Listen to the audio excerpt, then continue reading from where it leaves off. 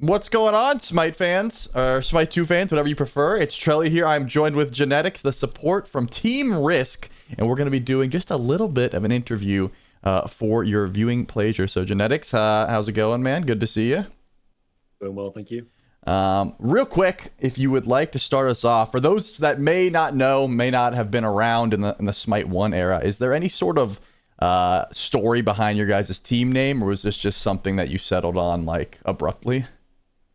Well, obviously, having a cool team name is the most important thing in Smite. Yeah. So, the way the roster formed is every player's played with each other before. So, me and Streaker have played together on Team Simplicity.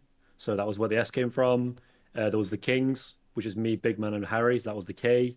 We had I, which is Insignum, which is me and Laspera. And then we had the R, which was Renegades for Variety and Laspera. So, Risk was the only word you can form out of those four letters, I think. I'm gonna be honest. I honestly thought that you guys were just going with like we're brand risks or something like that. I did not put that together at all. Got a lot of thoughts behind it. Yeah, that question goes way harder than I thought. All right, first up, obviously you guys are first seed. How is your team wide mental going into playoffs? You guys, I mean, it seems like you guys are just radiating confidence. Is that the right vibe? Yeah, I mean, I think we're pretty much locked in, guaranteed as the best team going into the tournament. Obviously, it doesn't mean we're going to necessarily qualify at all, or finish high. But we're really confident. We know what other teams do, and they're quite one-dimensional compared to us. So I'd like to think we're quite comfortable as long as we keep working hard in practice and maintain the level we've been doing. And we should be swimming. But Okay, so let's, continue that train of thought, specifically in the teams that have qualified. Not talking about the last chance qualifier guys. Obviously, there's some nuance there, but are there any squads that you're watching out for just in your little playoff bracket that that like teams that may cause you trouble? I mean, again, I know you're confident you guys are number one, but just any teams in particular you're watching out for just in the playoffs. yeah, so the way the brackets worked out is we actually played the Echrome Deathwalker team again for the fourth time in quarterfinals. So having beaten them 6-0 already, it's going to be fun to play them again. And then right after that, we played the Davy Preds team, who should qualify to that round. So, those two teams are our big teams to beat to qualify directly without going to the losers bracket. So yeah, those two teams we're not going to be scrimming against them. We're going to go in blind in the tournament, and the same for them as well. So I guess those two teams, but Okay. should be okay.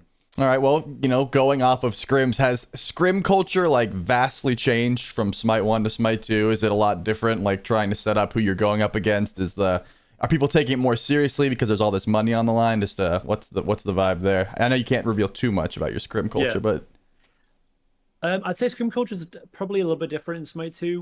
One is that because there's no guaranteed salary for SPL players, people have to work a little bit harder because you make your money through prizes rather than through salary. That's one thing. So people are working harder in short bursts.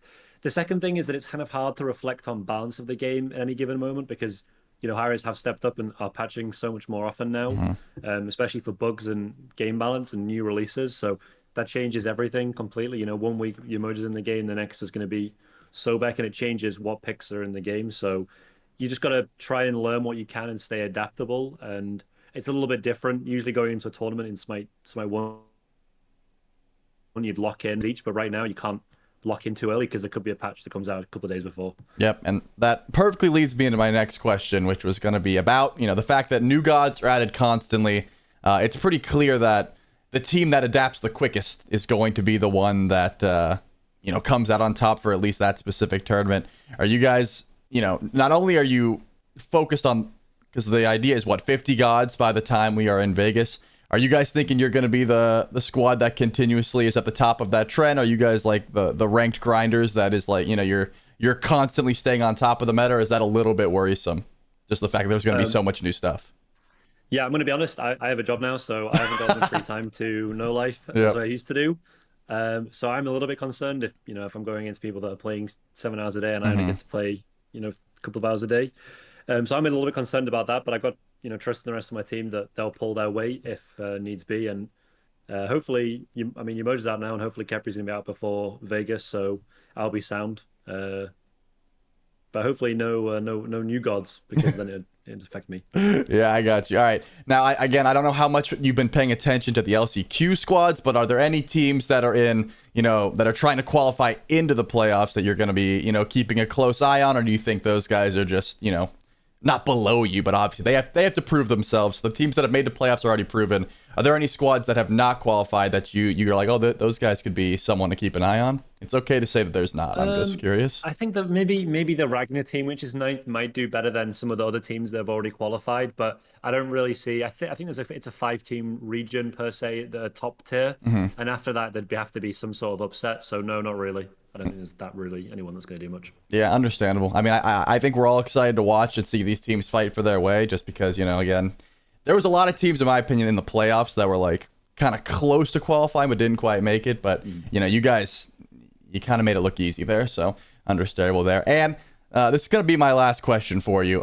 Do you think, I already asked you about like teams you're watching out for, but is there a single player in your role that you think can rival you in the slightest? Like, is there any guy that you're like, okay, hold up, there is some support like tenure I got to watch out for? In EU, definitely not. And in North America, if they play 10 hours a day, they might be better than me by the time it comes to Vegas. But for now, no way. No, well, I love that confidence, Genetics. Thank you so much for sitting down with me for this interview, and good luck on your matches, man. Cheers. Thank you.